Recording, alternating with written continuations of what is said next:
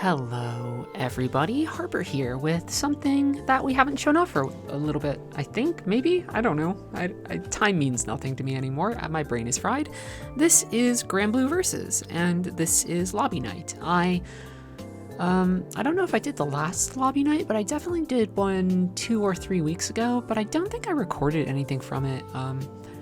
I only showed up for a little bit.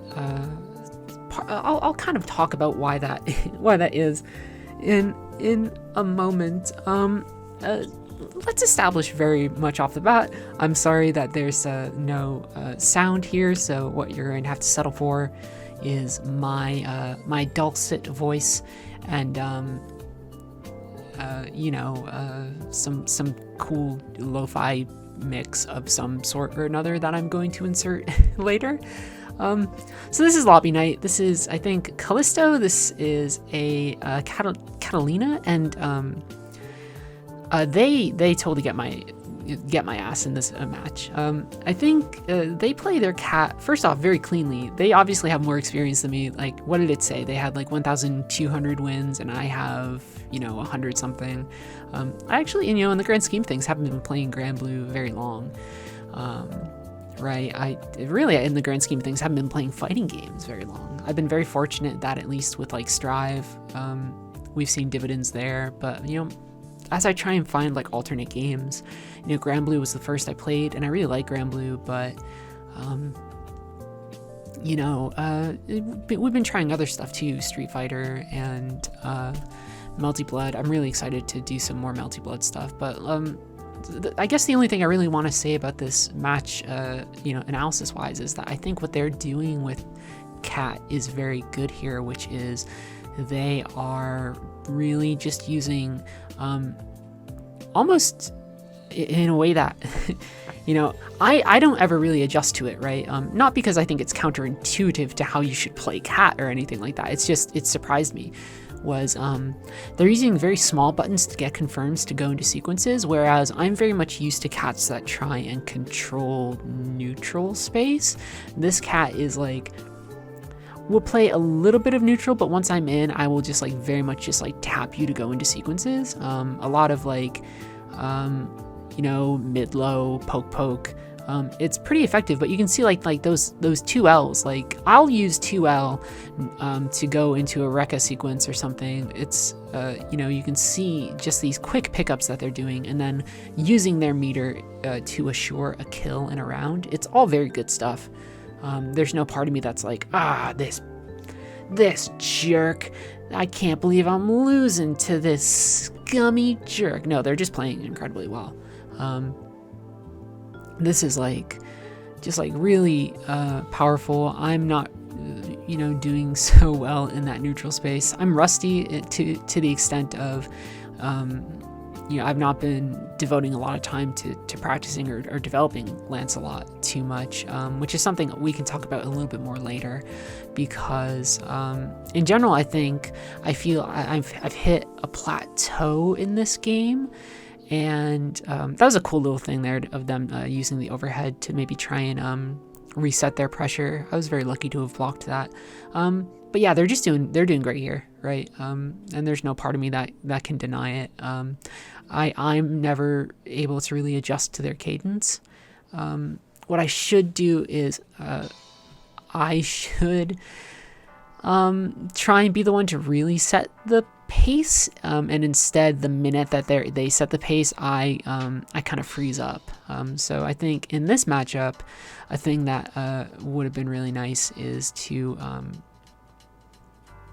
maybe have a little bit more composure in those corner situations and try and carry out into ways to reset pressure and start my own offensive series. It never really coalesces into anything. Instead, they are pretty dominant. They're playing Cat in a way that isn't like super, surprising, but I played Cat up until B rank just to kind of learn a little bit of the game on console, and my fundamental experience with Cat was like, I'm so used to playing it a little slower than this. So what happens, what you see here basically is they are repeatedly setting the tempo, and I am not doing anything either to adjust and just wait for mistakes that can be punished, or find places where I can reset the tempo to my own pace.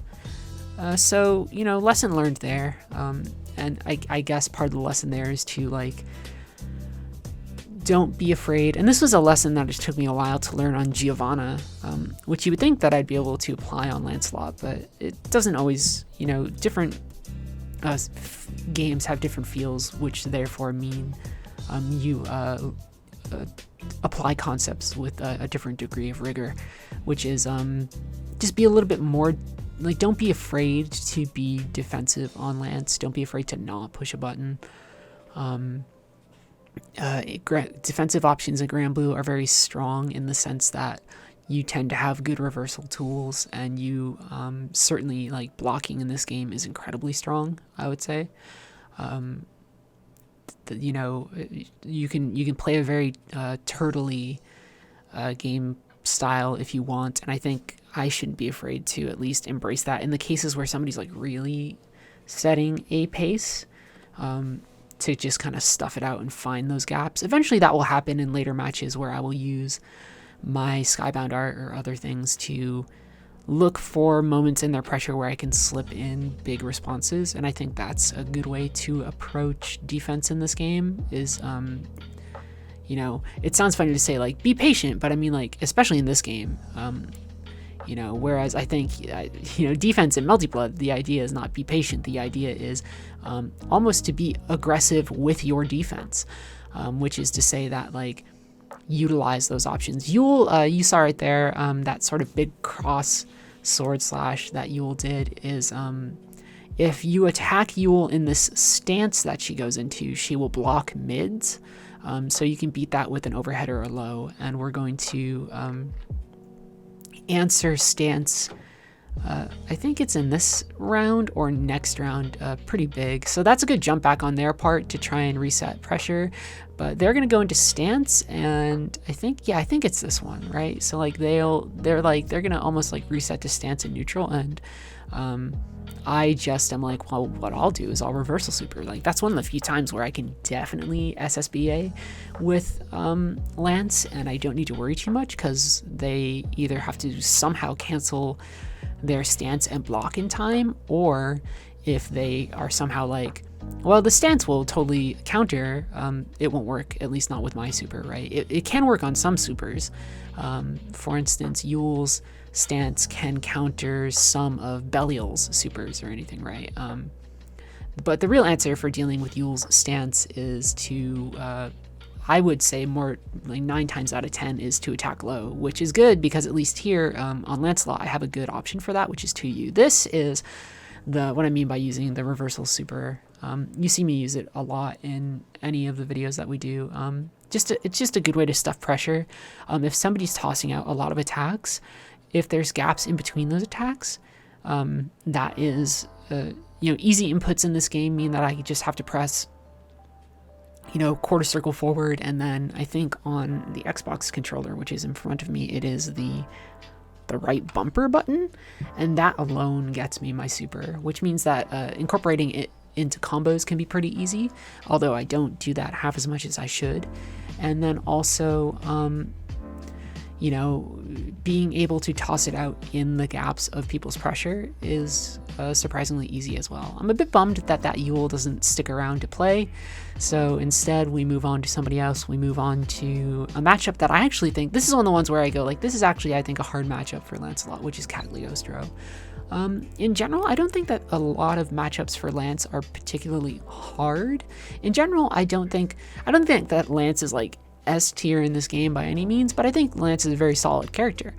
I'm never going to be somebody who will downplay the characters that I'm playing, because I think all the characters I'm playing are both super cool and really fun and pretty powerful. I think, Giovanna in Strive is not as strong as Ramlethal, or probably now like Eno after patches or anything, but I think she's still a strong character. I think she has a lot of cool potential that we can try and tap into now that different air routes are going to be a thing.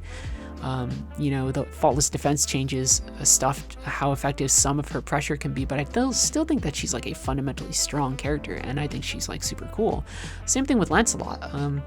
Lance's basic structure is pretty good. It's get confirms, close gaps, do super. I mess up here though. I was gonna try and super over the trap. I get the angle wrong and I super into the trap. So lesson learned there, because you can do Lancelot's super from the air. And in fact, it's something that I want to practice doing more, because one of the reasons I think that Lancelot's normal SBA, which is just the combo series one that I'm going to use very often, as opposed to the one that you just saw there. The reason I think that one is probably better for him to use is because it has more use cases where it won't get stuffed. I think his SSBA is like a really hard call out, because if you're doing it grounded, he'll go to the corner of the screen, right? I can fit this super in between an attack here and at least respond and maybe get some pressure and a hard knockdown, and maybe I could try and find ways to reset pressure. Whereas if I do, super skybound art and I go into the corner, one of the risks I run is that because there's travel time from the corner to the target, they can block it or they can spot dodge it or things like that. It has to be a really hard call out, kind of like how we did against that Yule in that previous match. Really bummed we didn't get to fight more of that Yule, because Yule is not a matchup that I get to see very often. But thankfully this lobby night I will get to fight another one, even though they'll beat the crap out of me mostly. But this is a lobby night where I'll get to fight at least against a variety of matchups that I don't usually get to. I think my Rekka comes out too slow there off when I do those 2Ls to try and confirm. So I think that's just an execution thing of like, I should execute better. That said, I did say before that I think that this is actually not a great matchup for, like, there's a spot dodge there, right? There's so much travel time there. I don't think this is a great matchup for Lancelot, because I think that Kag's toolkit is one. That's a great response from them too, doing the super to stuff the startup time on the overhead. I think that's really cool. What am I saying though? I think Kag's toolkit for dealing for somebody like Lancelot or Yule or sort of rush downish characters, maybe 6 even, is her toolkit's pretty potent in the sense that those traps really affect the ways that I can attack. There's essentially 2 projectile attacks, which is the both the rock that can be charged up into higher forms, and those spears which can erupt from the ground. I thought that I was going to get them there, but they teleport, because also that brings us to Kag's last skill, a teleport. So they are somebody who can zone, they are somebody who has a pretty potent escape option, and they have ways to really affect my pressure. So I have to jump in and do a bunch of stuff. Like that round there was good, but it's definitely like one where I'm working around their options as opposed to making them really deal with me. Maybe if I was able to establish pressure faster, that would change, but I think in general, Kag's toolkit is one that is really potently anti-rush down. And also just like Kag has some like good super moves too. Pretty strong character, all things considered.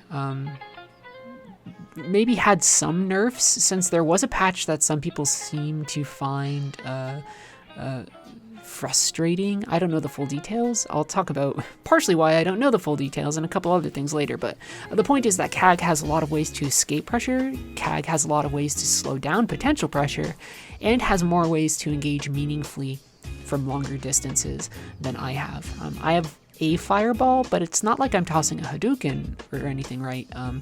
It's more like a Kai stun edge, or even to an extent, maybe like a Guile sonic boom, right? It's almost like a zoning tool. It's mostly an Okazemi tool for attacking people when they wake up, or establishing how my pressure structure will occur on wake up, or it's something I use to cover movement forward.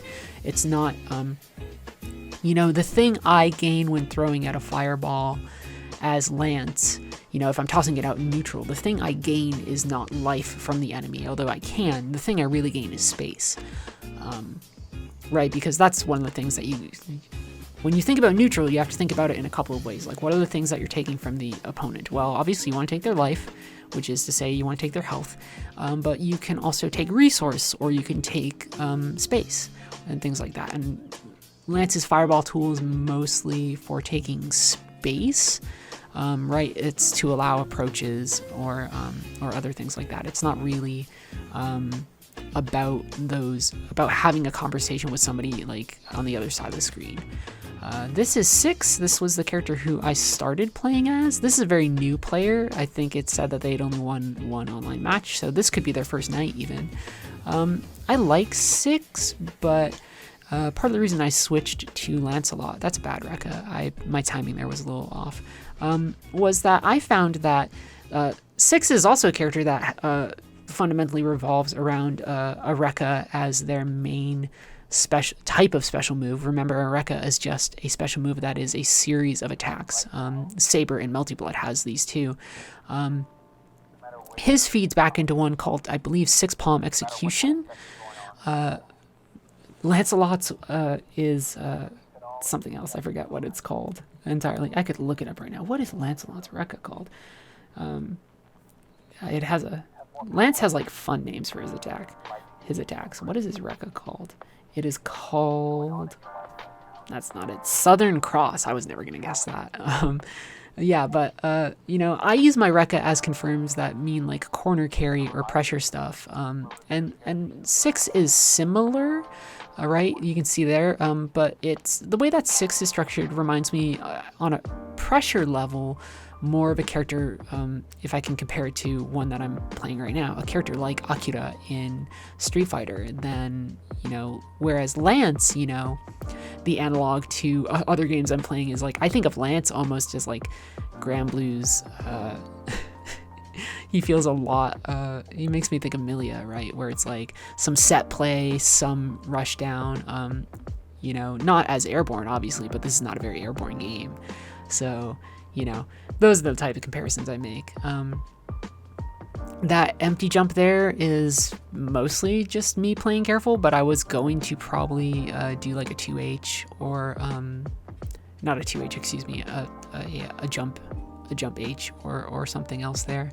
But instead it just it's a good option if you have somebody in that position and you think they might be doing something out of the corner. Like, you can also just use empty jumps to bait actions, so that wasn't like me intentionally baiting a super, but I think the jump was part of the thing that did bait the super. Also, I think just the situation and the player's skill level, which is to say their relative newness, meant they were like, well, I'm at low health and I should use this desperation option. That's just kind of how it is. But what I was kind of getting at though is I like Six, but I found some of the structure of his offense was very restrictive, whereas I find Lancelot has, more interesting options for closing gaps. I think his fireball means that, his Okizeme is more interesting to me. Turbulence is a more interesting skill to me than, Six's, whatever the heck Six's, claw move is. I think that's a cool move that he has, that one where he jumps back and does the teleport. I think it's not Gate of Demons. What is it? It's Empty Hand. He also has his jump U is a dive kick, which is really cool. I'm waiting here to see if this person wants to play again. I thought maybe they would switch to another character or something. Turns out they're not going to. Six's thing is that he has cool pressure, but I found that his pressure was maybe not as interesting as I would have liked. And also like some of his movement options were not as cool. His character ability, his unique action, is that he will send a clone of himself to you as like a fireball, or you can hold it down and that will make him teleport to whatever the fireball hits, which means either it will connect with you and act as like a gap closer, or if it is one where they are actually doing the movement, you will punch them and they will get stuffed. Whereas Lancelot's character ability is all that dash movement, which means those dash up throws, which I find very effective, even though, I showed people when I started implementing that into my fights and they were like, you shouldn't do that. And the thing is, it's caught plenty of people, so I think it's at least a fair option.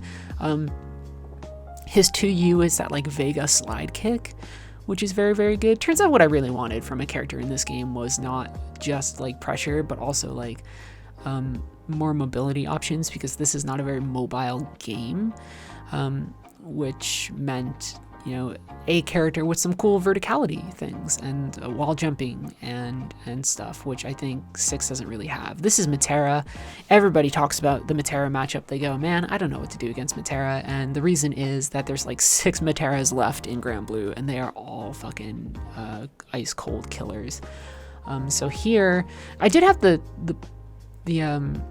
general, like the real privilege of facing off against a player who mained Metera, who was a higher level player, who we did like 20 sets, and I was starting to make progress against them.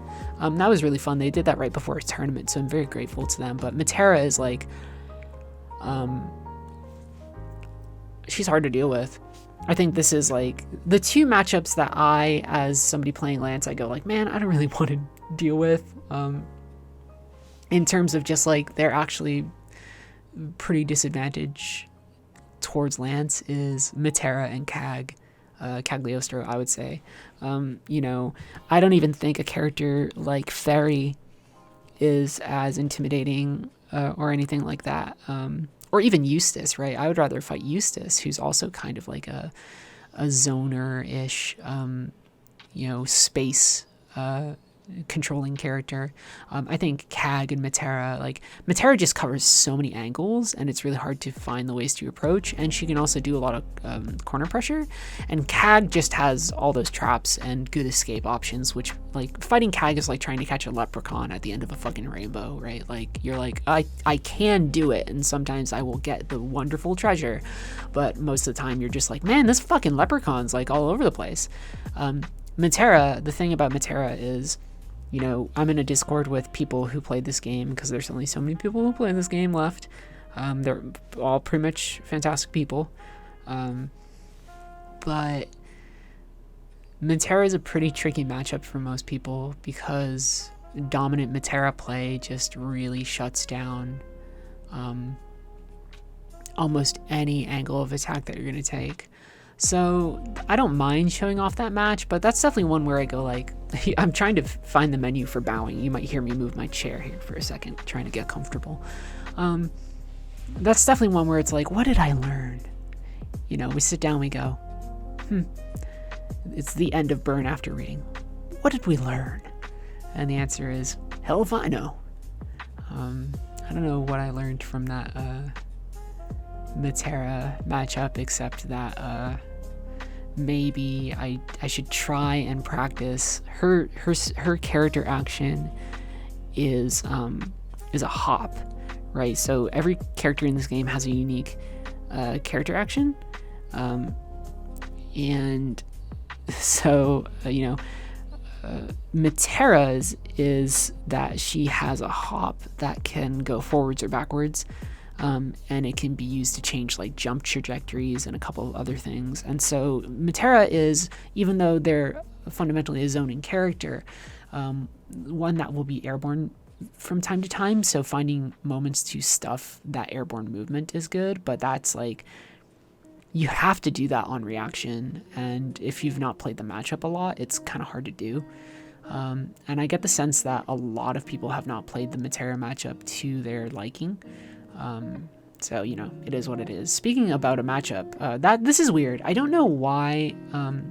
So two things happen there. Two things happen at once, to quote my friend Austin Walker.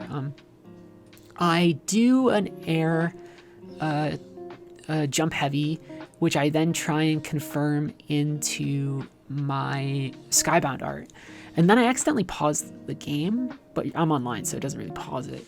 I don't know why the pause happens, and I'm also surprised that the Skybound art doesn't connect.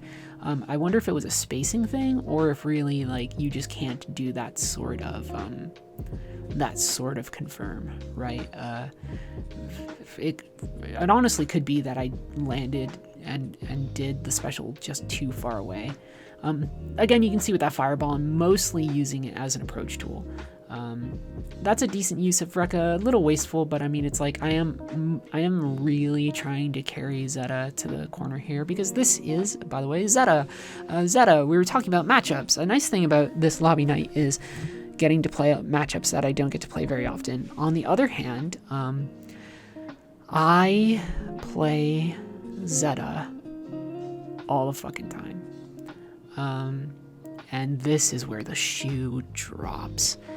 I am, even though my favorite other person in the lobby plays Zeta, and I think it's fun whether I'm winning or losing to them as Zeta, I play a ton of fucking Zetas. For a while, it was like a lot of Narmayas. You know, I don't feel like the lobbies are pretty diverse in Granblue. You know, I can think of like one other person who I see regularly play Lance. You know,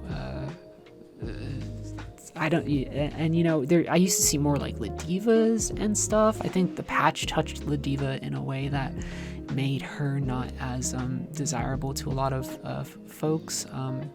I don't really know the specifics of that patch, but again, I play a lot of Zetas, and I'm kind of burned out on the matchup. And in general, this is, again, the shoe dropping. I'm kind of burnt out on this game. You know, with Strive, the Celestial stuff has been, I think, interesting. It's really forced me to adapt to that game and forced me to develop fundamentals by playing people of a vast range of skills, including some people who are truly gifted fighting game players. But in general, I feel more confident in that game. I feel more confident on Giovanna than any character I do in any other game, particularly Lancelot. I think Lance I actually feel the least confident on sometimes, because I feel like I've hit sort of a plateau with Lance, where the thing that I think I really need to do is like devote lab time to really understanding some ways to get more out of my confirms, and really studying matchups in a way that maybe I wasn't before. And while that's cool and that's part of the fighting game experience, when I sit here and I go like, man, I'm burnt out on Zeta, the underlying part of that is, man, I'm burnt out on Granblue. A game which I think is, of any of the games I play, really easy for people to pick up, and I don't mean that in a bad way, I mean that in a really gorgeous, like, cool way. A really fun game. The best looking of any game I play, including Strive. I think this is a better looking game than Strive. I think it has, you know, a cool cast of characters. I think most of the characters in this game are super damn cool. All their designs are really great. You know, except, I don't know, I don't like Cheetah. I think Cheetah looks kind of goofy. You know, I think this is a cool... well, there's also another character I think looks goofy. We'll see him later. I like this game a lot, but I'm sort of burnt out on it, and I don't have a good explanation for it. But when I see the Zeta matchup, I go like, oh yeah. Because it highlights two things. It's that I'm not getting as much diversity of matches as I'd like. Maybe because I just need to play more and or specifically request, like, hey, are there any Matera players around? Hey, can I play alongside against a Soritz or something? Or anything else. But you know, I don't have good words for it besides just I'm burnt out. maybe on fighting games in general, right? The Zeta Lance matchup is not one that I think is necessarily disadvantageous to Lance either. I think this is a relatively 50-50 matchup, possibly even in Lance's favor if you can execute well, because I don't think, I think Zeta has a lot of things going for her, but I actually think her pressure is not as good as Lance. I think the thing that makes her maybe sometimes troublesome is that, you know, she has a fucking spear, which means her pokes are good, and I think her special attacks are very good, which is to say that and I don't mean to sound like low tier god here for a second, I think Lance has to put in maybe a little bit more work in this matchup, which is to say, I think in general Lance, a character like Lance, and also a character like Yule's another good example of this, where it's like good pressure but like kind of weak damage. So I find, you know, the way I explained it to someone is that I found that the match between Lance and Zeta feels like the Lance player is, you know, fighting with a switchblade, which is, you know, still a good weapon, still pretty dangerous, right? But I think that the Zeta player, at least right now, is fighting with like a hammer or you know, like a big, not like a piddly little, but like a big hammer, right? They have, which is to say that I can cut down a Zeta. I have done it. But I think that Zeta has really explosive damage in a way that Lance just doesn't. And because of the range difference, it means that confirms can be turned into a lot of things. I thought I was going to come over here and play. This is Cassie. I don't get to play them very often. I don't even remember the last time I played them. Their avatar is Belial, so I was like, maybe they play Belial. I'd like to learn that matchup a little bit more, because Belial is maybe one of the most dominant characters in the game. So I come over here, but then I'll go back and play that Zeta. I'm not like ditching that Zeta, like, man, fuck this, even though I am burnt out on the matchup, because I'm going to play more in the matchup after this against another player. But I thought, like, you know, because I hadn't played in a while, I wanted to play with as many different players and as many potential matchups as possible. Instead, we will go back to Zeta and do okay. It's certainly better, I think, than we did in those first couple rounds. But then afterwards, we will play, no offense to this player, just a Zeta who probably has a Zeta who does have a stronger grasp on the character. And as much as I like those matches and I think they're fun, I fully confide to that player afterwards. It's Carrie, who we've seen on this channel before. If you've made it this far, almost 30 minutes into this video of my rambling, congratulations, you're an absolute legend. But it's just like kind of an exhausting process of like, man, I've played so much of the Zeta matchup, or like even then for a while it was like so much of the Narmaya matchup. It was like the ones that you would see very often were like Zeta, Narmaya, and then like that split difference between the pro tags. So Gran or Jita, mostly Jita, less Grans. I don't know what that is, but I'm glad that happens, because it teaches me something about my character, right? So that's like kind of like a weird input that I didn't mean to do, but I'm grateful I did it at the same time, because I did learn, which is that Zeta's special attack can stuff out Lance's Skybound art, which I never would have guessed. They just empty jump and they hit the fireball. So, you know, that I calculated that shit. No, the answer is that I saw them in the air and I gave it a try, right? It's kind of like Guile tossing out a sonic boom and seeing what can happen if somebody's neutral jumping or empty jumping. But you can see the damage potential of Zeta right there, where it's like I do a confirm into Rekka and it doesn't get me a ton. It takes 2 of them. I've done 2 of those so far, 2 confirms into my basic light Rekka series, and it's only after a little bit of additional pressure that I'm able to get to what they had. Although I think actually, when you compare certain moves, there's not necessarily a great difference between them, right? Like Zeta's big thing is that Zeta has the charges. Does that connect? That does connect. Hell yeah, that feels good.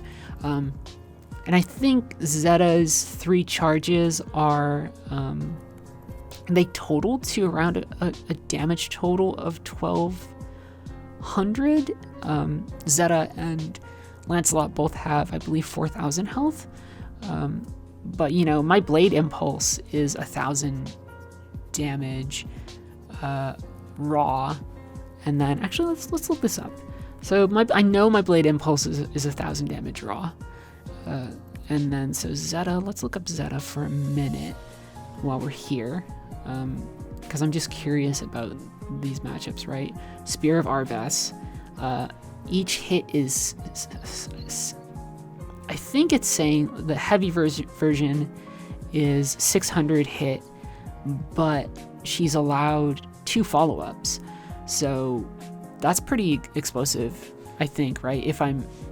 If what I'm thinking about it is true, which means that is 600 times 3, so 1500 damage, whereas my dash is a single dash that confirms into 1000, but then can be used to confirm into a variety of things. The thing about Lance's the comparable thing for Lance would be like the Rekka, which is like each hit of the Rekka does a certain amount of damage. I know the damage values on the light version of the Rekka, which is 300, 400, 500. That's easy to remember. I think that's most of the damage on all of them, even potentially. So you get a total of about 1200 damage on that Rekka series, but you kind of have to fish for it and work for it. I feel like Zeta can confirm into Spear of Arves and do some pretty gnarly stuff, and that can carry into a lot of things. And speaking of carry, here's Carry. Carry, who I think has improved monumentally, which isn't to say like, oh, Carry, like, they were bad before. They're not at all. Carry's always been a really good player, but you can see, like, look at the difference between how she plays Zeta and how the other character plays Zeta, which is to say that she's taking advantage of all of this corner damage potential. She's using a lot of her skills to do a ton of damage. This is what I'm talking about when I say, like, it sometimes feels like I'm fighting somebody who has a hammer while I have, like, a switchblade. I almost said pocket knife. That's not true. Something a little bit more dangerous than a pocket knife.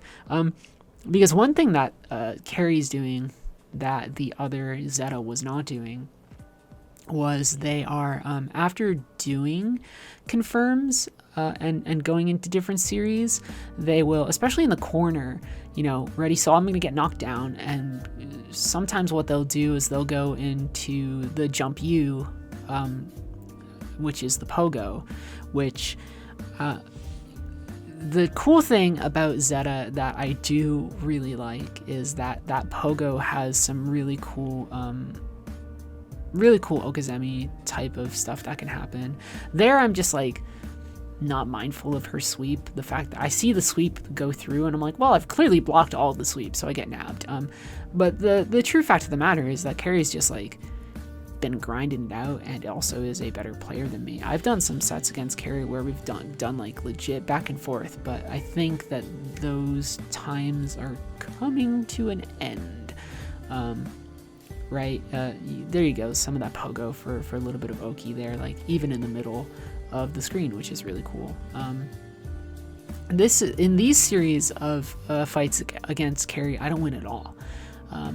I think there are rounds I win rather, but I don't win any matches against Carry here. I think we play 4 total, back and forth. so I guess that would mean 8 total.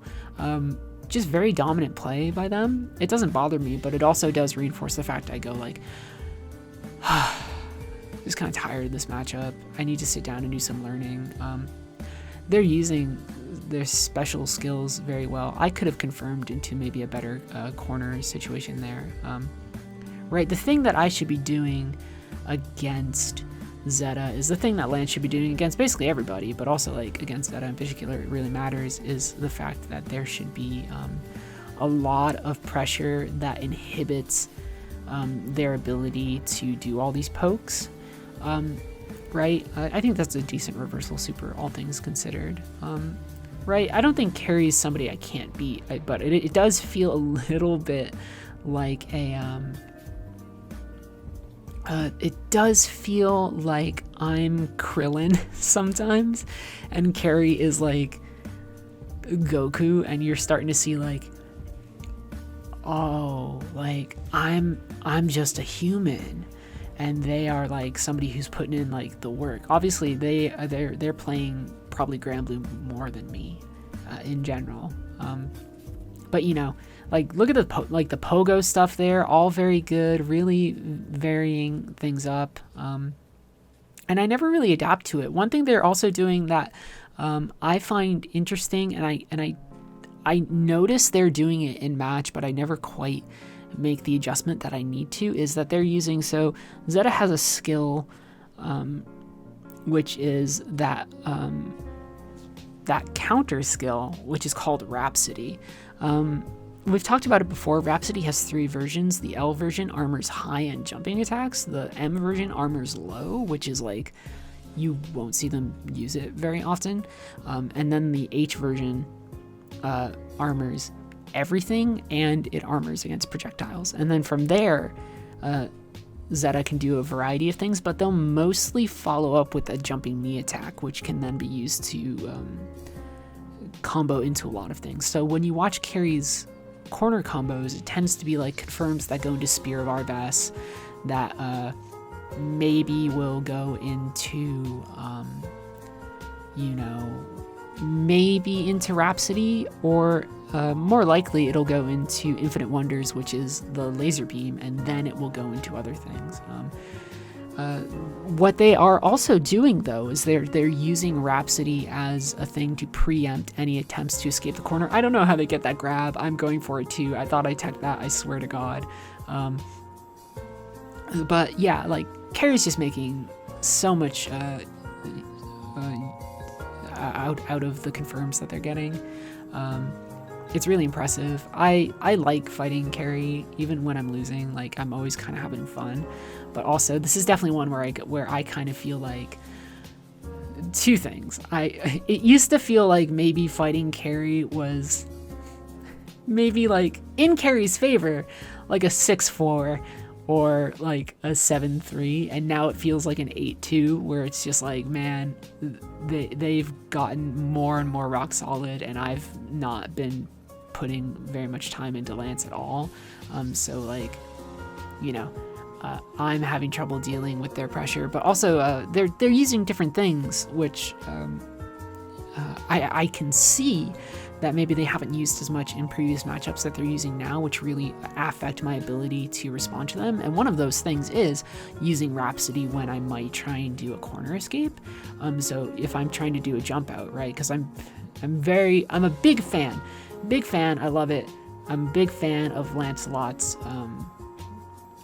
jump heavy to attack there. It can break through a lot of things. It can break through certain portions of Rhapsody, but you see Carrie tossing out Rhapsody in a lot of places. But then you can also see, like, look at that. That's just off of an anti-air into Spear of Arvas, and it takes off a pretty big chunk of health.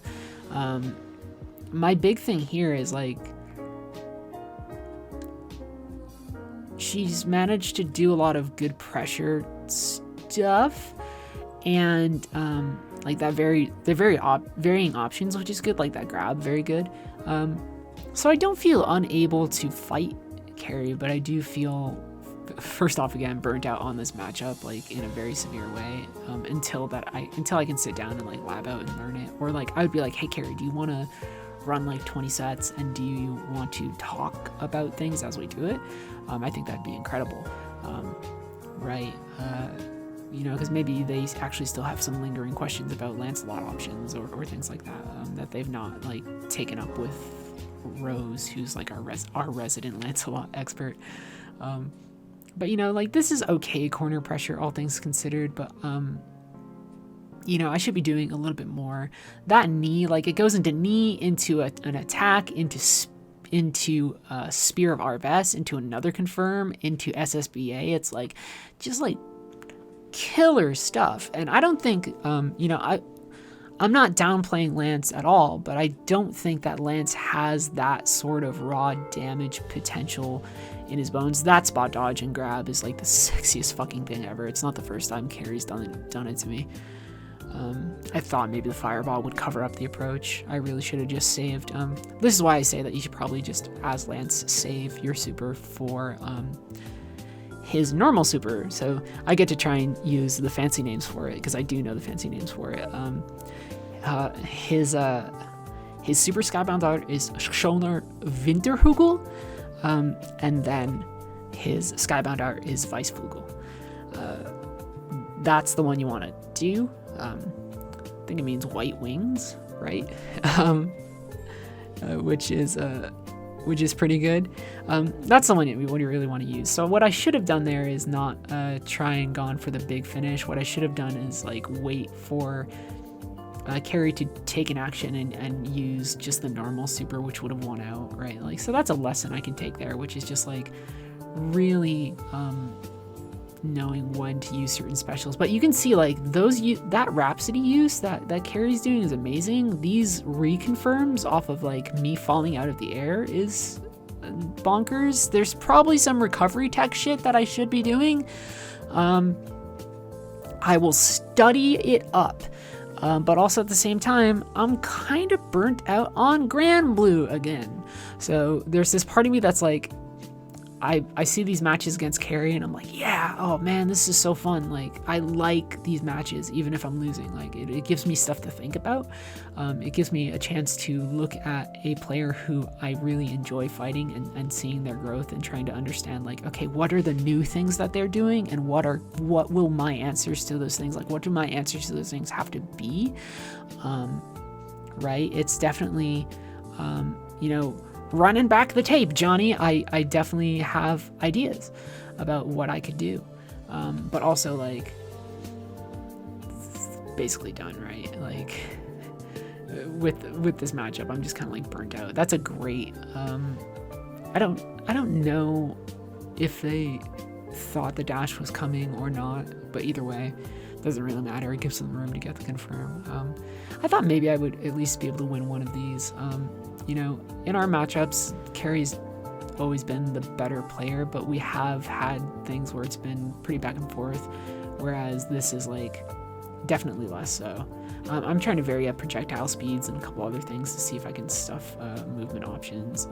As they start doing these pressure sequences in the corner, I try and adapt my defense to it, but honestly, the answer is like, we talk about it a lot when I go over matches, and it's that matches have an aggressor and a defender, and the fact that I have my biggest sin in matches as Lancelot is allowing the other player to become the aggressor. Like really that's just, they're jabbing me out with like a thing, and I thought I could side scooch over them. They have a great response to catch me on the side scooch. But yeah, it's like the way this match is playing out, you know, to the onlooker, you'd be like, well, Zeta's clearly a pressure character, and I don't think that's true. I think Zeta can have pressure, but I think her pressure is linear in the sense that I'm starting to see these repeated routes, and the only thing that can really screw up with you is, sort of the Pogo Okizeme, which you can start to deal with. the thing is that if you fail to really deal with things and you allow those confirms to come out, they can be really damaging. Right? Zeta's thing also is like mobility, in a way that's different than Lancelot. That's kind of one of the reasons I like this matchup, even though I stress I'm so fucking burnt out on it, is that they both exhibit different types of mobility, which is that Lance has very cool grounded mobility and some vertical options, but Zeta, because of the way that Spear of Arves works, it's 8 directional as far as I understand it. So there's a lot of cool potential routes that Zeta can take to navigate around or deal with the target. But you can see those Rhapsody uses are really good, and those confirms just lead to so much. This is definitely one of those cases where I feel like, first off, obviously great player, so this is not me diminishing Carrie at all, but I definitely sit down and go like, holy fucking lord.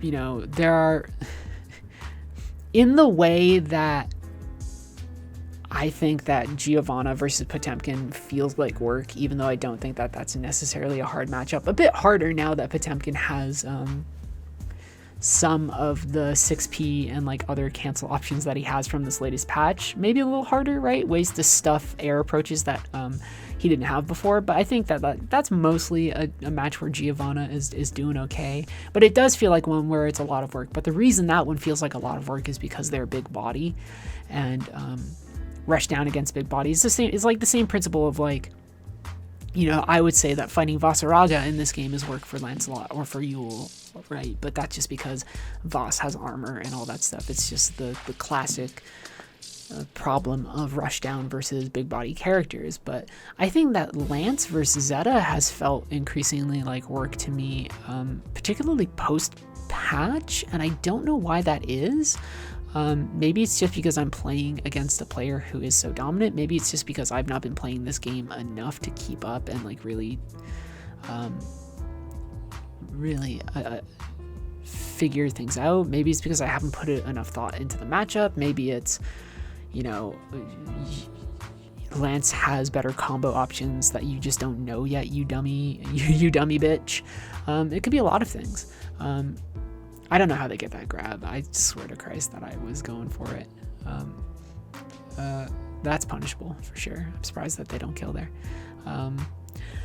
But this is definitely one of these ones where it's like, ugh, I am tired. I think a thing that will help a lot with Zeta is, again, this is one where I want to dictate the pace in terms of my attack momentum, but also because Rhapsody is such a good counter tool, and I would say it's probably a better counter tool than something like, you know, Six's counter, or later on we're gonna fight against another character who has a counter move, essentially, a character who I've barely got a chance to play against. That's a weird side switch. I don't know how that happens, but it's kind of cool. But this is actually punishable though. Like, this is one that's what I mean when I say that that this move should be a hard call out. If I want to use my spectacularly powerful Schroner Winterhugel, Winterhugel, then I should do it on the moments where I know somebody is kind of more really rooted in place and committed to an attack. That's a good example of that, right? So was Yule being in that stance. But I say straight up here, and this is, I don't mean this in a salty way, because, you know, when I talk on Discord with Carrie, I'm always like, you're great. I love our matches. I really do. But I go like, man, I don't know if I can keep up anymore. Like, in the last, in those sets, and then I think the last time we ran sets too, it felt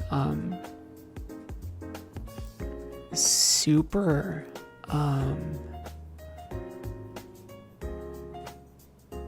like just bananas, right?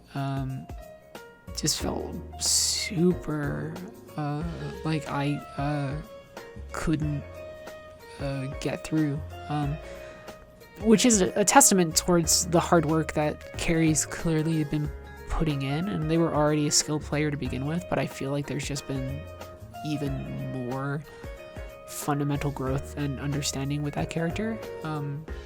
in a way that's really inspiring and really cool, but also like, oh, I'm burnt out on Zeta.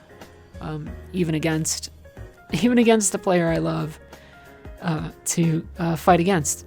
Excuse me. I am totally supremely burnt out on that. Excuse me while I clear my throat again. I don't know why that's been happening so much lately. But I also think I'm just worn out on Granblue, on Lance. I'm so much more interested in like learning even Akira in Street Fighter. But the thing I want to do is I really want to devote time to Melty and become decent at Melty Blood. Because I find that game super fun to play. I find Granblue really fun to play, and it can feel technical and very rewarding in certain cases, but Melty has a pace and a sort of energy to it that I think Granblue lacks, and that I have found really attractive. I've also found Street Fighter V to be really interesting when I'm engaging with it, in the sense that I've never been a big Street Fighter person, so engaging with this series now, way late down the line. The last time I was really into Street Fighter, I was playing Third Strike in arcades, and I wasn't very good, right? Because I was a kid. You know, that sort of engagement has been interesting, because it's also, I think Street Fighter is a really good game if you want to understand the fundamentals of like various character archetypes, and then also how to deal with I think it's a really good neutral game. It's like a really good footsies game. There are characters that bypass that. But in general, I think, you know, one of the appeals of Street Fighter is the ways in which that it is remained, by and large, pretty foundational and based around fundamentals. Even though there are characters that buck that trend, right? With a roster that big, how can there not be? Whereas, like, you know, I prefer things like Strive. I prefer things like Melty, and those are not exactly fine, grounded, neutral games in the way that Street Fighter is. You know, especially Strive now with more of its air routes, it's become more airborne. Melty is a incredibly vertical game. Granblue is pretty grounded, but I've just had less interest in it.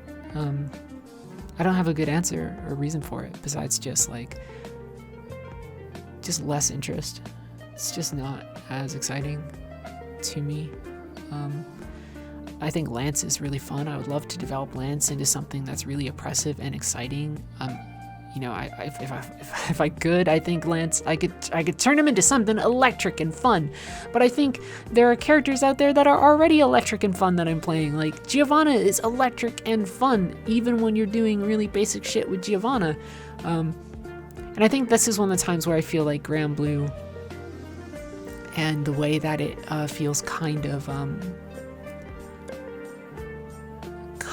low-key compared to other quote-unquote anime fighting games works to its disadvantage, where because I'm not getting as much variety from it, because I'm not feeling as excited to develop this character, I feel kind of stuck in the mud.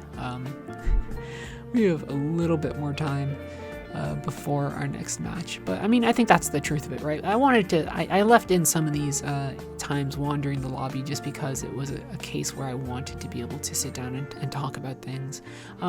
In general too, I think I'm just gonna end up I think that gets blocked out there because they say Cassie, by the way, in the game thinks ass and blocks it out, so good job, chat filter. I think I've loved the effect that fighting games has had on my life, even in the short amount of time playing it. I think it's made me feel more in touch with the broader, you know, maybe not the broader video game community, but with video games in a way that I hadn't felt for a while. You know, there are communities that I'm parts of. There are discords that I'm in, discussions that I have that are as passionate as the discussions that I have about certain things in Final Fantasy, right? It's just been really fun. It's been good, I think, for my work ethic overall, even as I've battled depression or other things. Understanding that gains can be measured in not only just in wins, but in, executing a combo, or making sure that you're taking space, or making sure that you recognize, what a player is doing, or just reinforcing the value of study, or things like that is pretty good and useful. But also, I think for whatever reason with Granblue in particular, I'm pretty burned out. So I think what will end up happening is I don't even think for this upcoming November in Strive I'll try and do my Celestial placements. I might, but it's hard to say. The thing that will pull me back into Strive is if they're like, oh, by the way, new characters here, and I don't know. I'm excited for the prospect. New characters always invigorate me, even though I probably will be playing them. Speaking of new characters, though, this is Uno, spelled Henri. A character who I do not get to play very often. So like I said, one of the things I really do appreciate about the lobby night that we had was the fact that there were a variety of matchups that I got to play against characters that I do not see very often, which means like seeing more Yules, which is not the most uncommon character, but I hadn't seen as much of, or getting the chance to even fight a 6, even like a low level, newbie player 6. I hadn't gotten to do that for a while, but this is the big series of like, I will fight Henri, and you can see me just not knowing what this dude's kit is at all. So like this first match is me just like flailing around because I don't know what's going on, but eventually we'll start to adjust. Because Uno is like, I don't know what the appeal is, besides the fact that he seems to have like pretty strong neutral play, right? That's about it. They seem like a character who almost fits into that same category of the pro tags of just being like kind of solid, but at least like Jita can run like an interesting pressure game and has really good reversals, where Uno doesn't seem as interesting. There's some cool corner stuff that seems to be possible, but in general, the attacks that exist here with this character don't seem very interesting to me. The big one that you'll see is that spiral spear move, the one where they spin the spear, and it has a variety of follow-ups, which I didn't know, and I only started to even realize that that's how the move was working when I started looking at this footage again for the first time, which is that there's L, M, and H, and I think maybe even a U follow-up. The L follow-up is a projectile, so it's almost like a Rekka series, right? To an extent, but it's, and I guess it kind of is, but it's like a very localized Rekka. It's like just like a spinning spear, and you can see there one of the follow-ups there is the I think that's the heavy follow-up, which is riding on his spear like a fucking surfboard.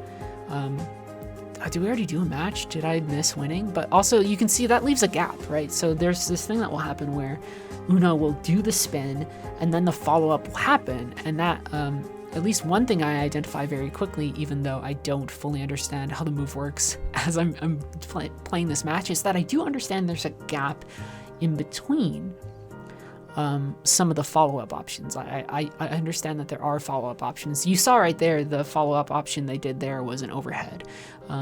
So they did that in neutral.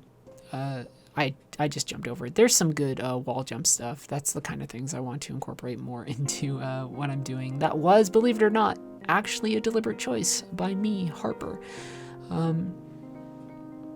There you see again that gap where, but the place that the gap exists this time is in what is essentially their parry move. It doesn't seem like that brilliant of a move, right? At least to me, in terms of parries, it doesn't seem as powerful as even like Six's parry. There are going to be times where like they'll go into it and I'll throw it, which is basically what I should be doing even with Rhapsody, right? Like parry attacks, like a great answer for parries or anything that's going to auto counter you in this game is to throw. It's one of the things that you can do if Belial's special attack ability is that he kind of like outstretches his hands and like walks towards you and is like, come and attack me, baby. And if you do, he'll counter with like an overhead, like a stomp type deal. And the thing that you do there is that you either walk up throw or you wait for the animation to end and attack at the end of the animation before they're able to toss anything out. Honore's parry doesn't seem, or Uno's parry doesn't seem particularly potent. I think I get caught by it a couple times here, but as a parry option, like I respect Rhapsody way more because at least Rhapsody, like L Rhapsody, comes out fast and it blocks high attacks and jump attacks, and that's like way more useful. By the way, part of the thing that I should have been doing against Carrie is probably trying to sweep Rhapsody a little bit more, but who knows if that could have really worked. Running up and trying to throw it would be a bad idea because Carrie probably would have followed up with like, you know, I want to say the knee or any one of the variety of options that exists there. So like, you know, sweep, Carrie wasn't using M Rhapsody basically at all, so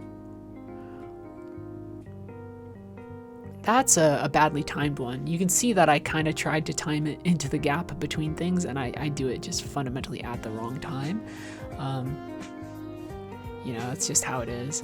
This is, I do that empty jump again, and it does bait out a super, but I think, do I lose here? I don't remember. Yeah, I might. Oh yeah, I do, because I'm still kind of understanding the fundamentals of that spinning spear, almost Rekka-ish type series. So I thought they were done after the spear was spinning. I guess that would be an option, right? If you're playing on Uno, one of your options is to just fake it, right? I don't think you have to do a follow-up attack there. You probably don't. The same way that like a totally valid option for Lancelot is to use Rekka once, or like use it to close gaps into almost like a tick throw type deal, or to space it out in a way that in a sequence that frame traps. This is just like, again, using that as a reversal tool. This is where I feel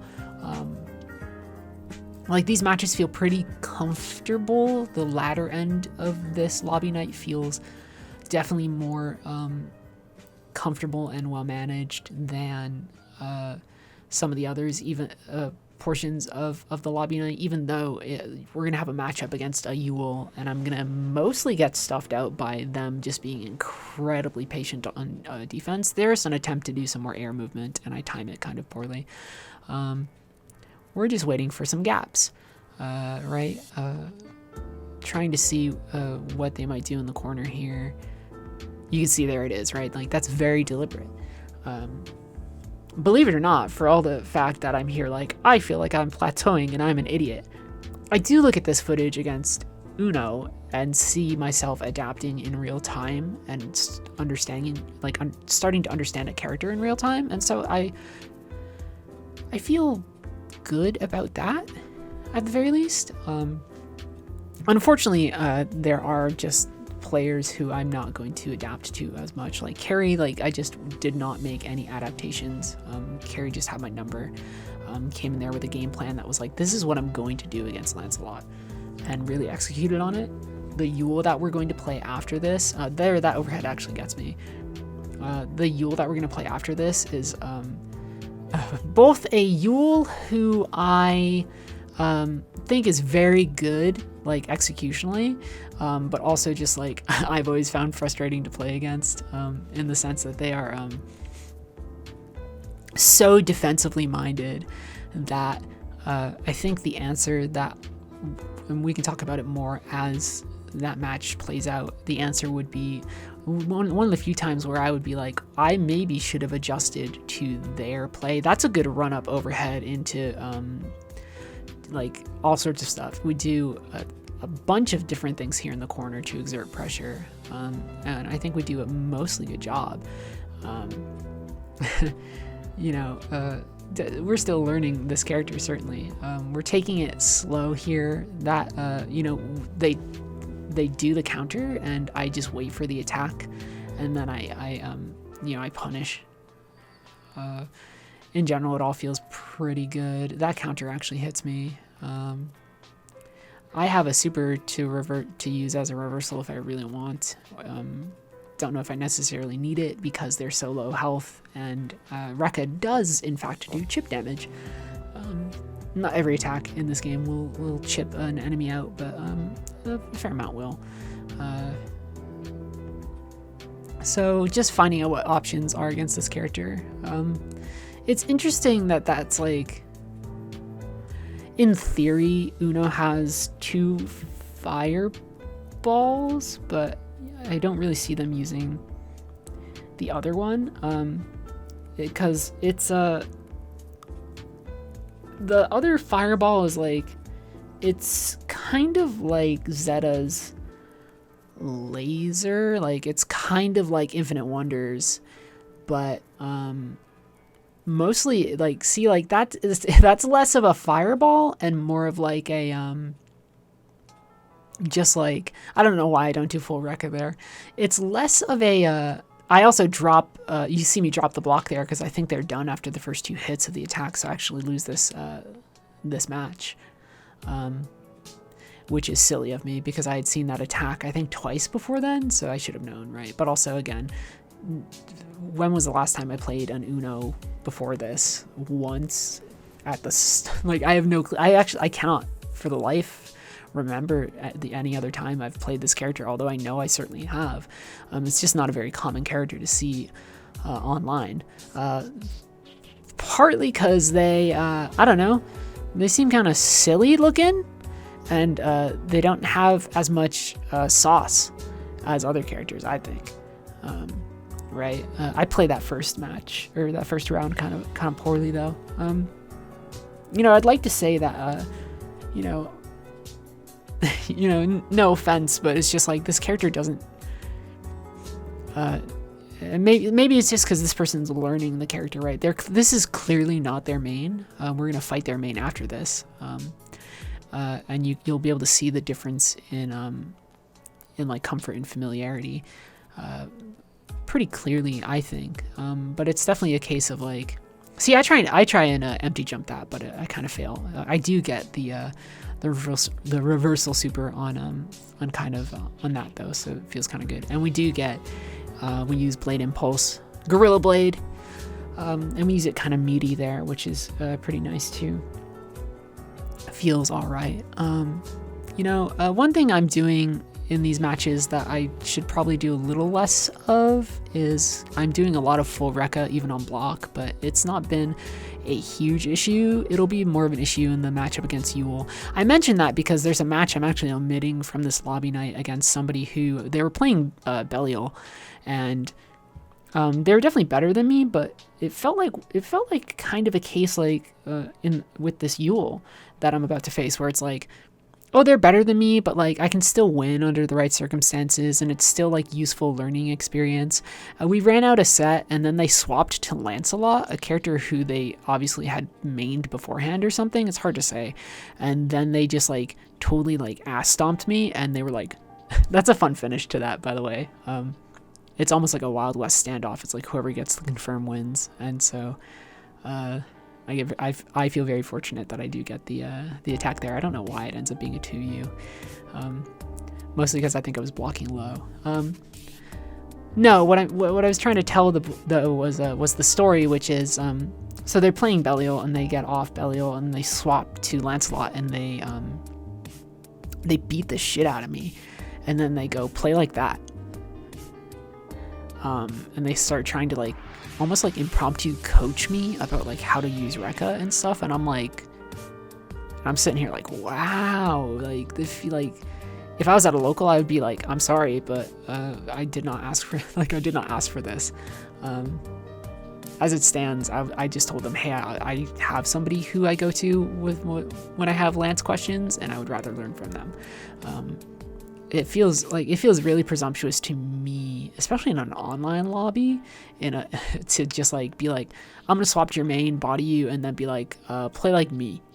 Like there's a certain I talked about with people in the Discord, and their response was like, the responses were mixed. Some people were like, I'd be flattered or like grateful for their interest in helping me, but also somebody was like, just walk away, like you're not soliciting, and they're tossing it out, and it's kind of awkward.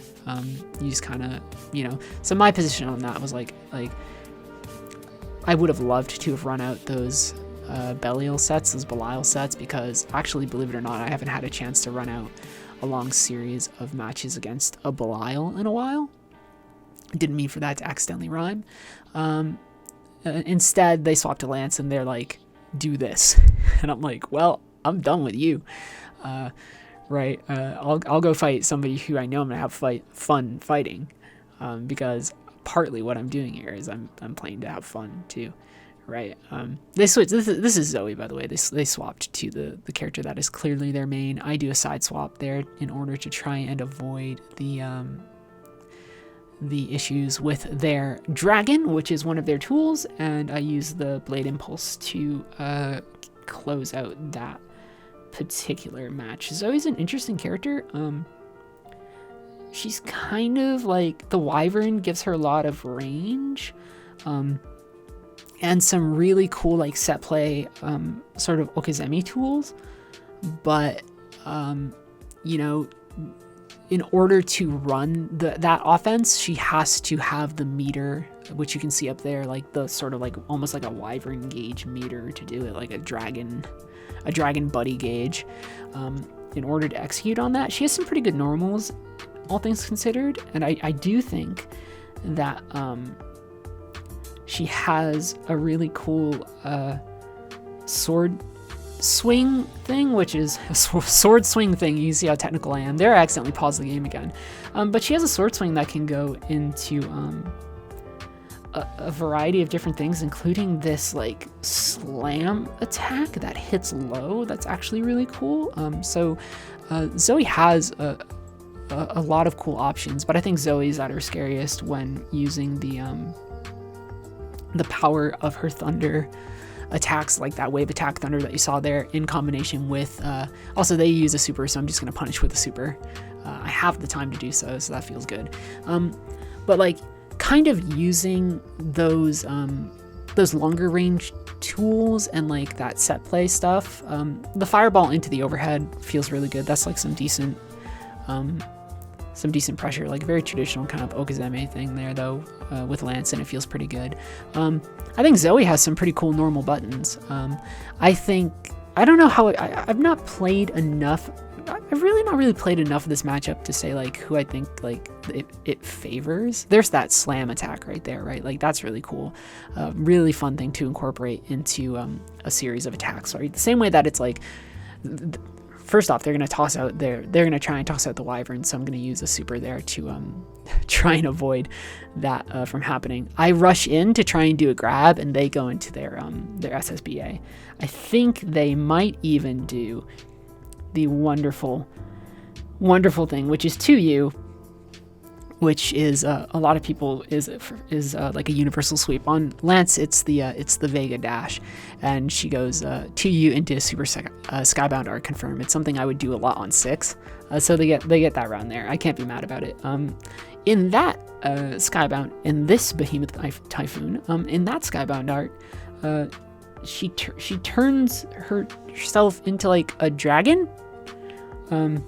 Zoe's thing is that she's some sort of like primal earth being who is like a being of order or something. I don't know Granblue lore, but the fact is that she can turn in partly into a dragon.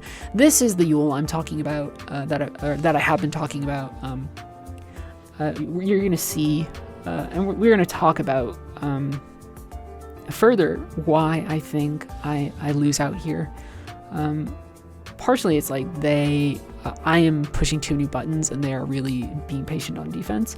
Also, I think they play the neutral game here really strong, and I think the thing that applies here is also something which applied to maybe the matchup with Catalina, which is like, I cannot let them dictate the terms of that neutral.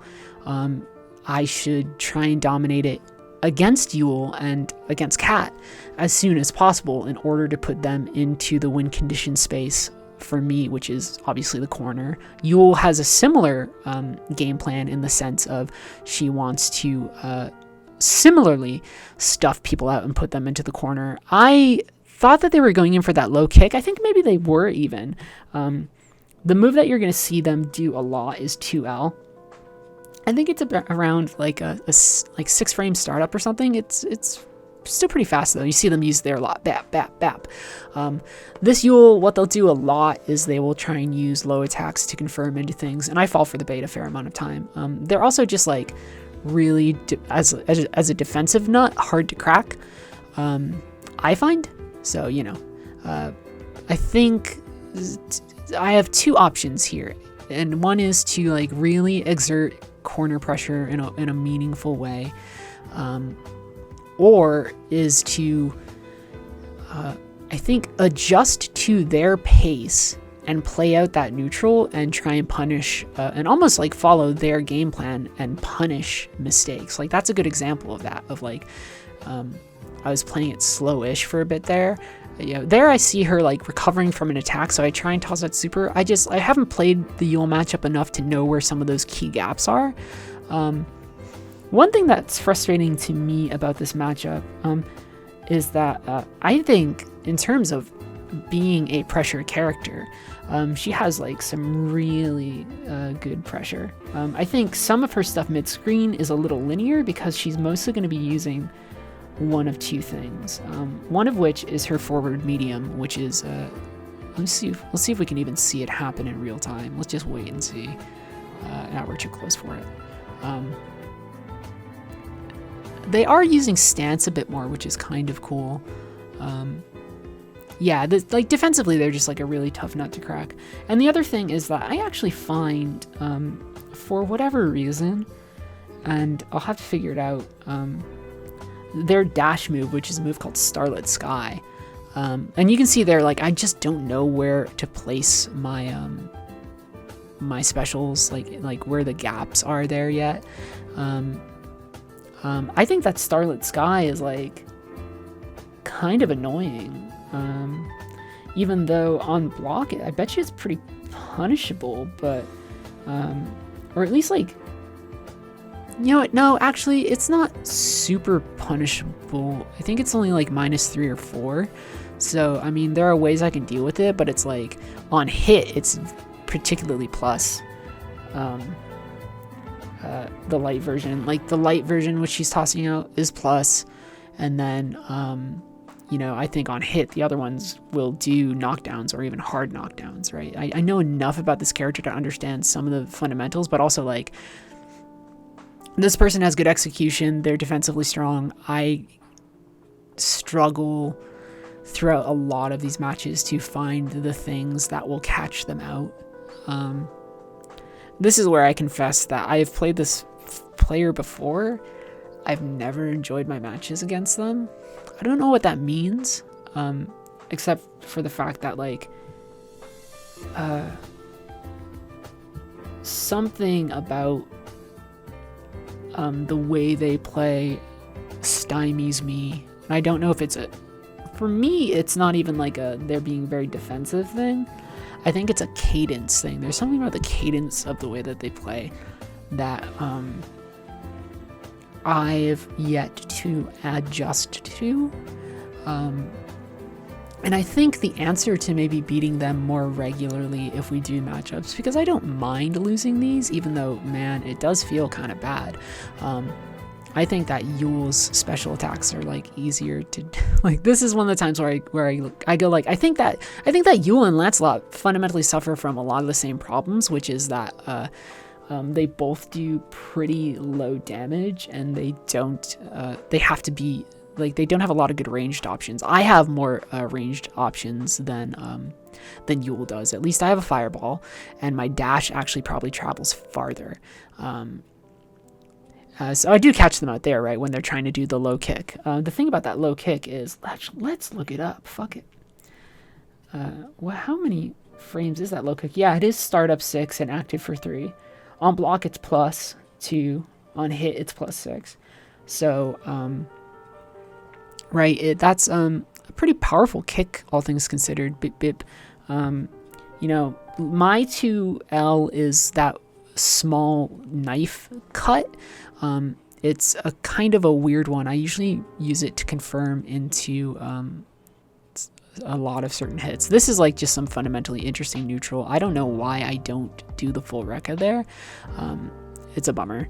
But I do win out on that neutral though. So that's a sequence that I probably want to look out at again and understand some of what my movements options were there that were doing well. But you saw right at the start of the round, the forward M there, the medium attack, it's right there. That's the first attack that even connects with me. It's super good at neutral. I think Yule has a better neutral game than Lancelot in general, and then I would say that I think Lance has better corner pressure, and maybe more interesting or less linear routes for how his damage is delivered.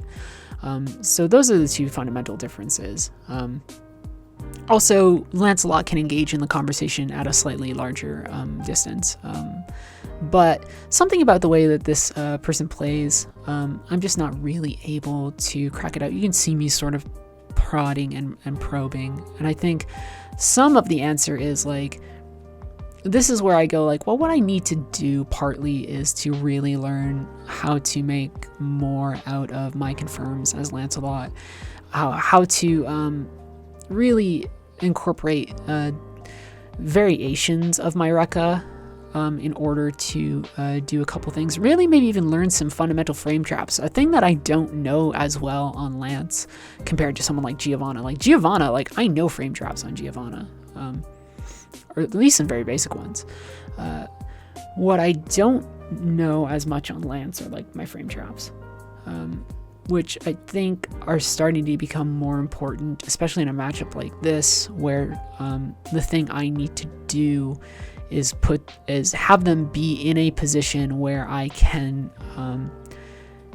be at that numerical advantage, so that when they try and act, I can punish them. One thing I'm trying to do a lot of too is I'm trying to sweep down. Once I see them go into stance, I'm trying to sweep down and like do 2U, but something about the way that they use their stance pressure actually ends up stymieing a lot of that. I'm not sure what the answer there is, right? Because the thing that I need to do as Lancelot, mostly to deal with some of that stuff, is to hit low in stance. And how many, looking through it, my lows are 2L, and I think 2U. I think I only have 2 lows, right? 2U is the one that will get me the most out of that, right? And I think maybe I can overhead it, right? But also like that runs the risk of getting stuffed.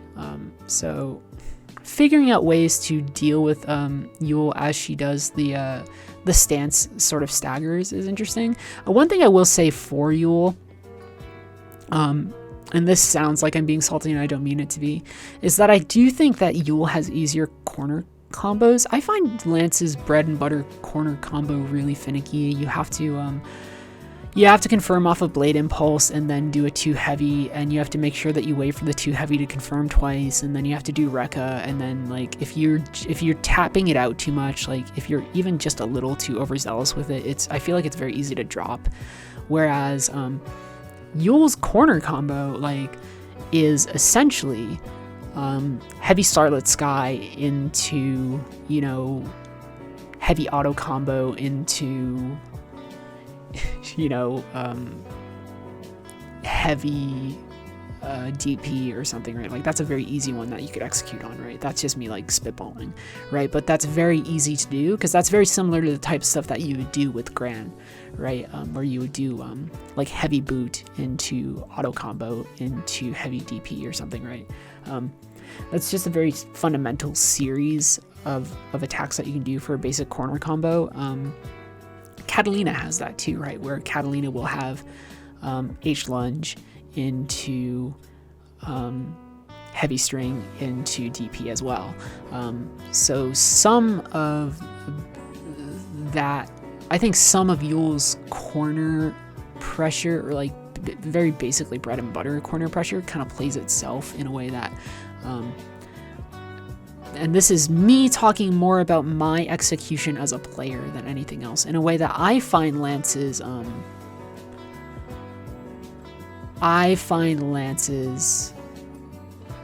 corner stuff to be tricky,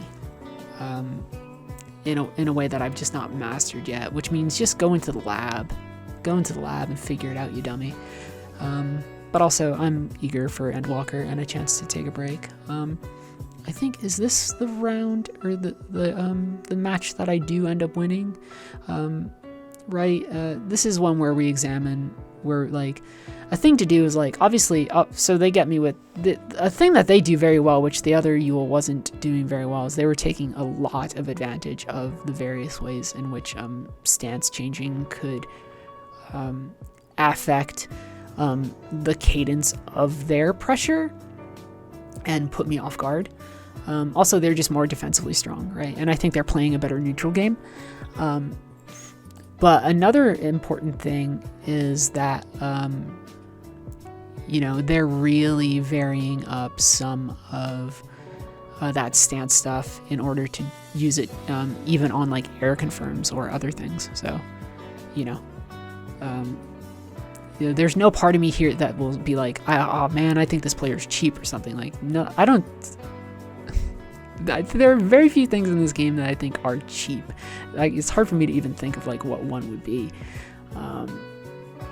Like, I really can't say like what's a cheap thing in this game. I don't know, like Belial. Belial's kind of a cheap character, in the sense that like, I don't know, Belial's just got like a lot of saucy stuff that you have to really play around. What I will say though is like Yule's not a high damage character, so me sitting back and saying like, well, I think Yule's corner combos are more easy to understand doesn't necessarily mean as much, because you know, they're not necessarily super high damage, but they are easier to understand, I will suggest. Which is funny because, like I think I said earlier, I do think fundamentally Lance is a pretty easy character to pick up and play. I think in some ways he might even be easier to pick up and play we get some frame stuff there, on a basic level than Yule, because I think characters with stance systems, including Narmaya, especially Narmaya, can be tricky to adjust to, because you're essentially swapping between two fundamentally not necessarily different, but two unique and specialized move sets. This is more apparent with Narmaya than anybody else, but it applies to Yule to an extent. So like having to know those differences between like, what are my normals when I'm in stance, what are my normal, or like, you know, with Narmaya it's like, what are my two different specials and when I'm in two different modes. With Yule it's what are my normals and what can I do and how can I weave that stance. That can be intimidating, right? So I think Lance is maybe a more readily understood character, but I think on sort of a fundamental level for some B&B, I will argue at the very least that Yule is maybe easier to understand. And I say this because I spent time trying to play Yule for a little while. It took me a fair amount of time before I was like, well, Lance is the character for me. I started with 6, then to Catalina, then to Yule. And then to Lancelot. And in general, I think that Yule, the only real intimidating thing about Yule is her stance, and the only downside about her special attacks I will suggest is that her DP is kind of shallow. If I have a complaint, like if I'm talking as like, I'm somebody who used to play as Yule, my one complaint about Yule is maybe that her DP is a little bit shallow, in compared to like the grand sweeping amazing thing that is the protagonist DPs, so Jita and Gran, especially their heavy DP, which is just 2 DPs. And one thing I will say for Yule is that I think her neutral is strong, but it's built around basically 2 tools, and that's mostly just forward mid, and then also Starlit Sky.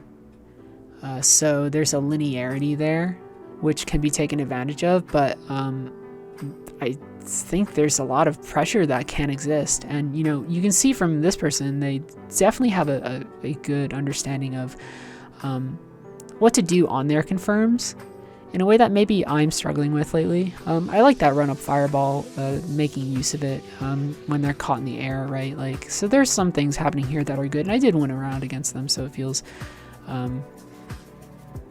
not a round, rather, a match against them. So there's stuff to analyze. I think their big thing here is like they're like a defensive diamond dog. So in general, this is a useful series of matches. Maybe not the most fun. Definitely better than the Belial that I mentioned, where I'm like, man, I want to learn that character, and then they just swap off and kind of get all weird. I walk around looking for folks for a bit, and then the person that we end up closing lobby night with, I think there's an edit here coming up. Ooh, is it gonna happen? Will end up being Shiro. Yes, there they are. I say Shiro. You down for 1 or 2? Because Shiro used to be a Narmaya player, or was predominantly a Narmaya player who I liked playing against, but clearly was having sort of maybe the same crisis that I'm having to an extent, which is like something wasn't feeling right with the game for them, which is why, there's a part of me that's like, maybe I should try giving 6 a chance again, or things like that, changing up my character. But what they do is they switch to Percival. I don't know what to really expect walking in here. I think Shiro is a good player, but they're playing on a new character. I don't know exactly how they are going to play this character. Percy is... I like the Percy matchup a fair amount, because Percival is cool. He reminds me a lot of Order Soul, where he will build up damage stocks, so his power-up ability gives him those flames, right? It enhances the it boosts the M and H versions of his attacks. So the more orbs of like firepower he has, the more it can be powered up damage-wise, and turned into more powerful and interesting versions. So I think that's a cool mechanic. It reminds me a lot of how Order Soul works. For those of you who don't know how Order Soul works in Guilty Gear Midnight Carnival, he's a character who I don't know why I throw that out there. I think throwing out that there loses me the match. That's just an errant input if I've ever seen one. So I eat shit there.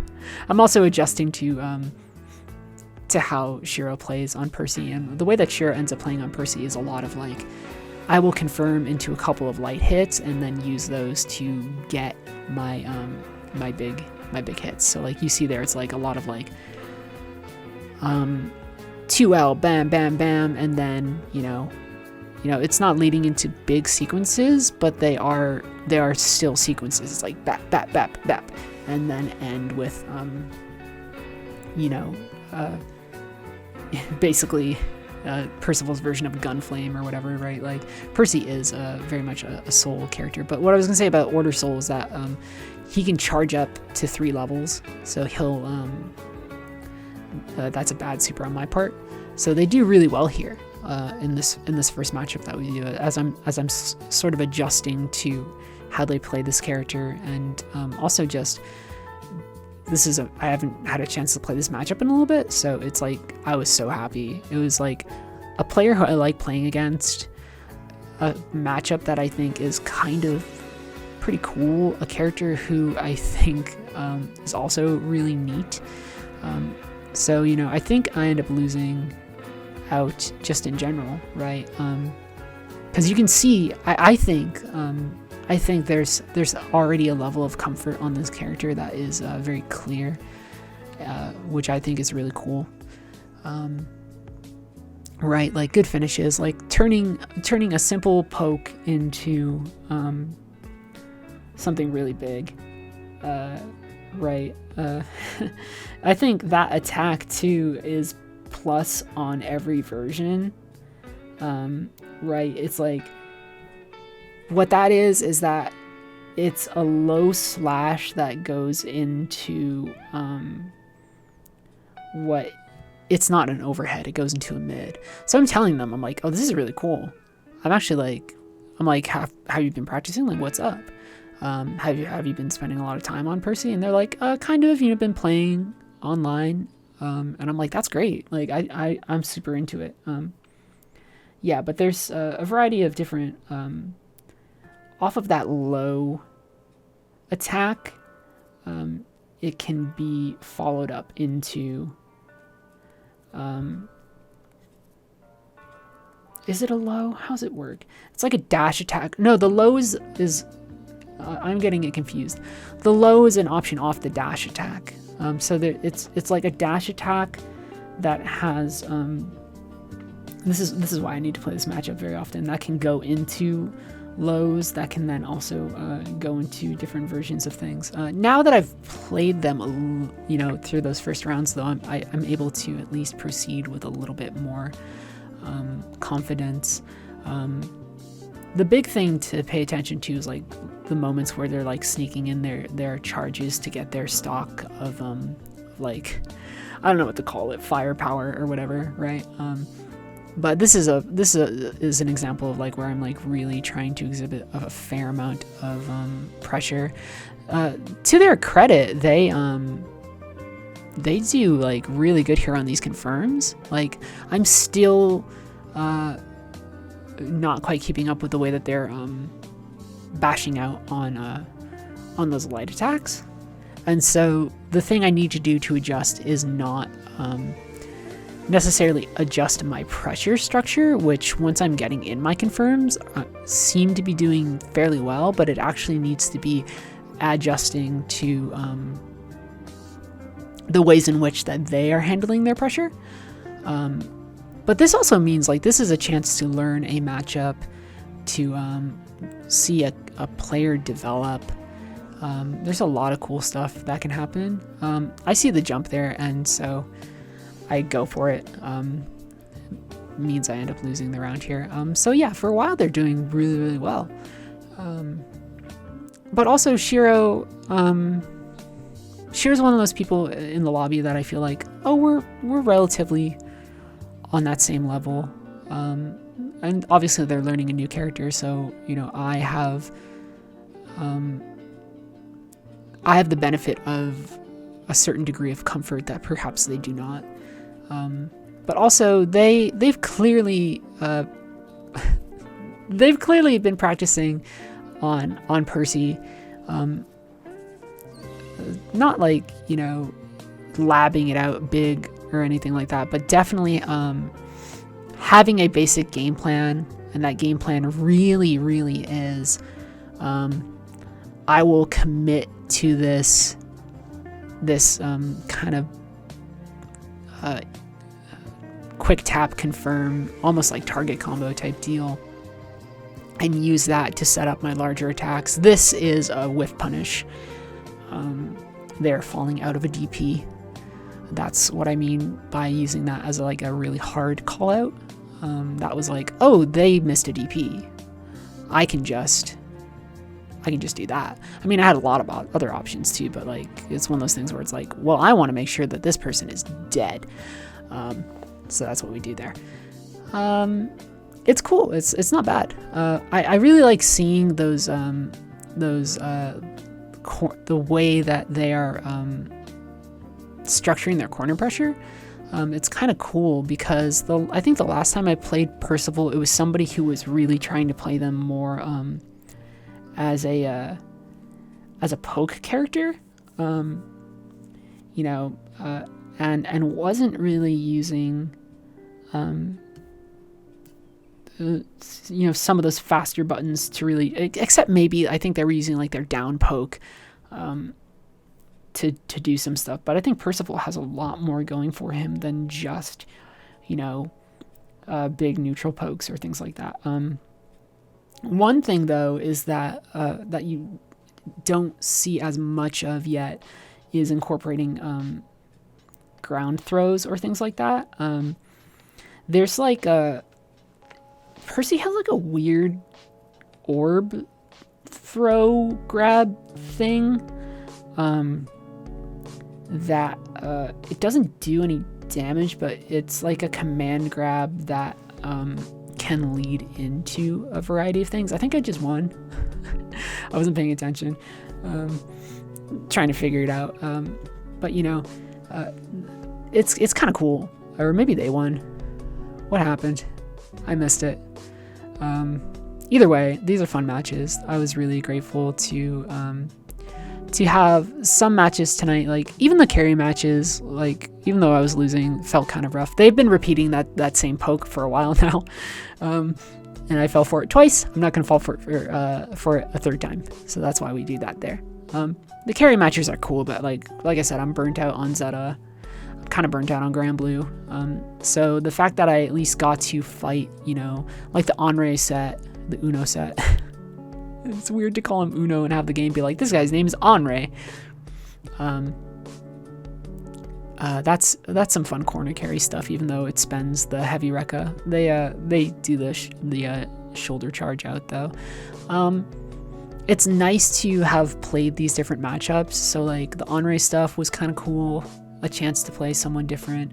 This Percival stuff, I think, is like I'm so fucking excited to play more of this matchup. I think it's a really fun one. So that will happen, and we get the meaty dash, which is very, very nice. And that will basically end it for today. No, I won't be posting as many videos. Maybe there will be some Endwalker stuff. It's hard to say. There's part of me that's like, I want to stream my first playthrough of Endwalker, and the answer is probably not. My life can't be content. I'm gonna be on vacation around the time that Endwalker drops, so I'm just gonna mostly focus on that. But I tell them very genuinely, I'm looking forward to more of these Percival sets because I think they're actually very, very fun. I think once I do a little bit more study into the Zeta setup matchup again, I think I'll enjoy those carry matchups too. But also a little burnt out on the game, so a break will definitely do me good. Maybe some Melty, probably not even some Strive. I think maybe I'll devote some time to Melty in the lead up to Endwalker and just kind of vibe. I like Granblue, but it's definitely losing a little bit of luster. It doesn't feel like there's as much variety. So that's it. I will see you around. Goodbye.